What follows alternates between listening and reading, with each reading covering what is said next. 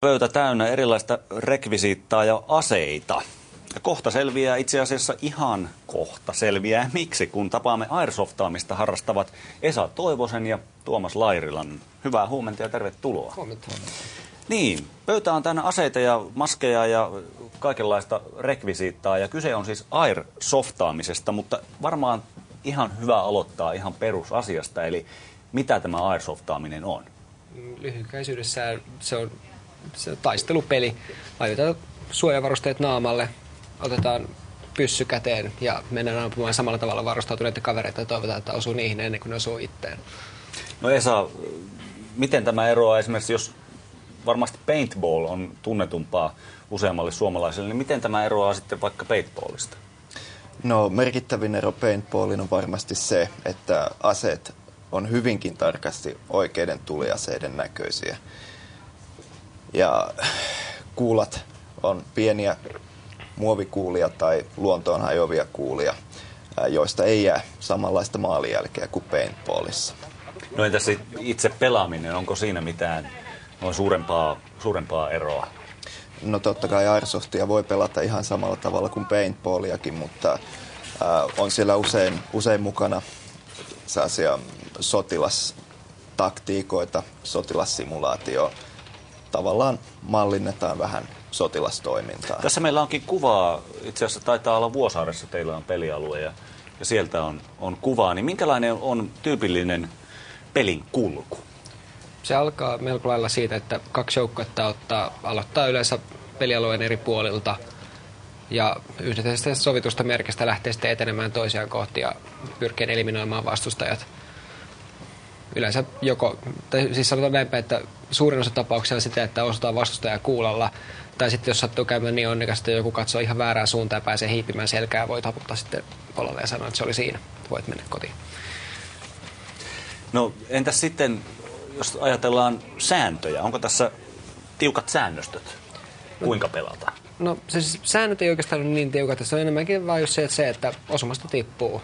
Ja tähän asti kaikki pelaajat on ollut sen verran rehellisiä, että ei ollut koskaan mitään ongelmia siinä, että toisin kuin peitissä, niin kuten sanottu, tässä ei jää niitä jälkiä.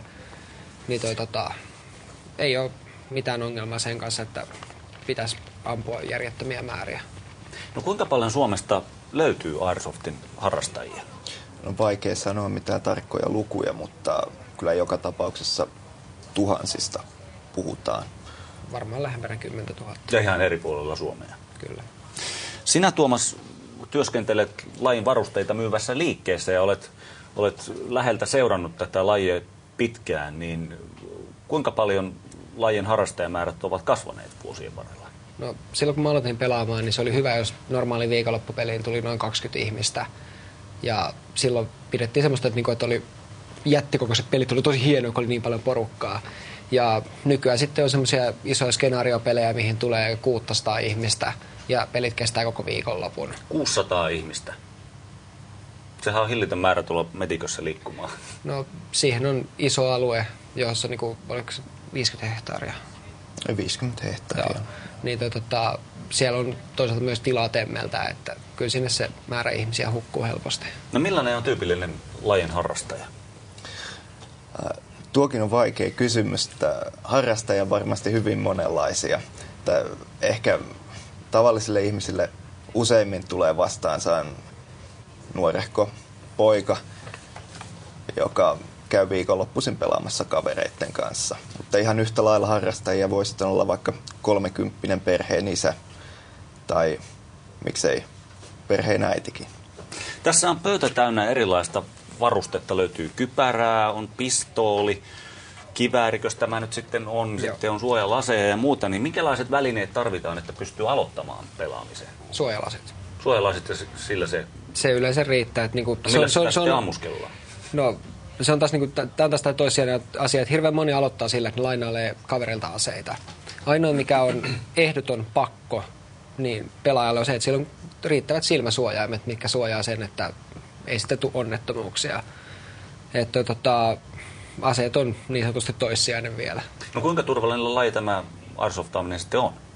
No niin kauan kun käytetään asianmukaisia silmäsuojaimia, niin ei siinä käytännössä mitään vakavaa tapahdu. Totta kai aina kun metsässä juoksennellaan, niin voihan siellä tulla jotain nyrjähdyksiä, mustelmia. Sellaista tulee varmasti, mutta... Samoja vaurioita kuin lenkkeillässä. Aivan. No, nämä on aika kalliin näköisiä vehkeitä. Kuinka kallis harrastusta? Nämä on itse asiassa kaikki sun omia tavaroita. Kuinka kallis paketti tässä pöydällä nyt on? Pöydällä tällä hetkellä on noin vähän alle 1 000 euroa. Siis harrastushan on just tasan tarkkaan niin kallis, kun siihen haluaa laittaa sitä rahaa. Jos puhutaan, se on niin kuin varmaan normaali, jos lähtee pelaamaan niin kuin isompia pelejä, muitakin sähkötoimisia aseita, niin 400 selviää, että saa suojavarusteet, aseen, akut, maastopuvun. Ja no sittenhän se on tosiaan kiinni siitä, että miten paljon siihen haluaa upottaa sitä rahaa. Kuinka paljon olette halunnut upottaa rahaa tähän? Paljonko sulla esimerkiksi se on mennyt? No sanotaan, että liian paljon. Eli?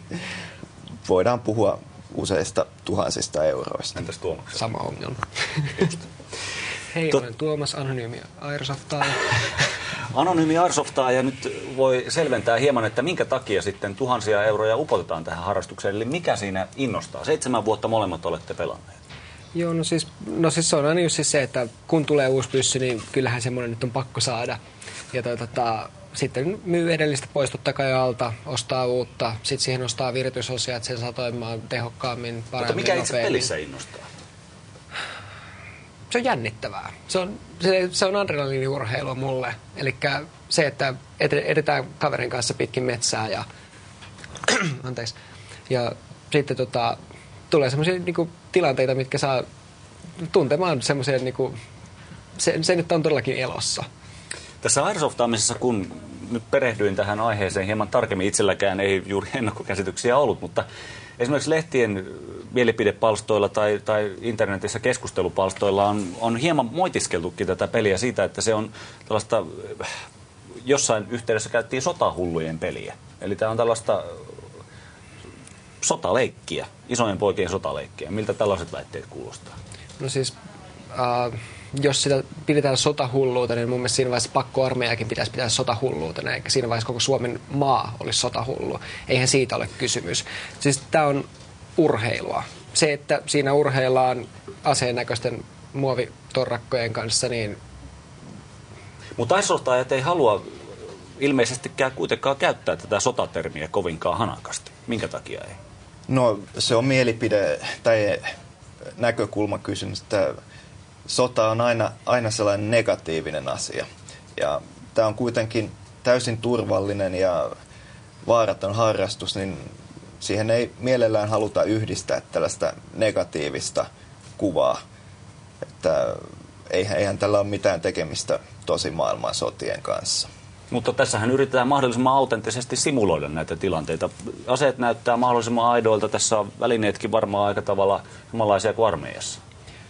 No siis totta kai osa esimerkiksi just puvustuksesta on niin kuin aitoa puvustusta tai muuta, mutta se, että mulle se ei edelleenkään ole sodan leikkimistä, koska sota on semmoinen asia, millä ei pidä leikkiä. Okei, me voidaan simuloida taistelua kyllä, mutta mun mielestä on edelleen kaikkein siistintä siinä, että siinä vaiheessa kun sitten mennään takaisin offarille, niin ketään ei ole kuollut. No entäs ihan lyhyesti pelipaikkoja, onko niitä riittävästi? Ei.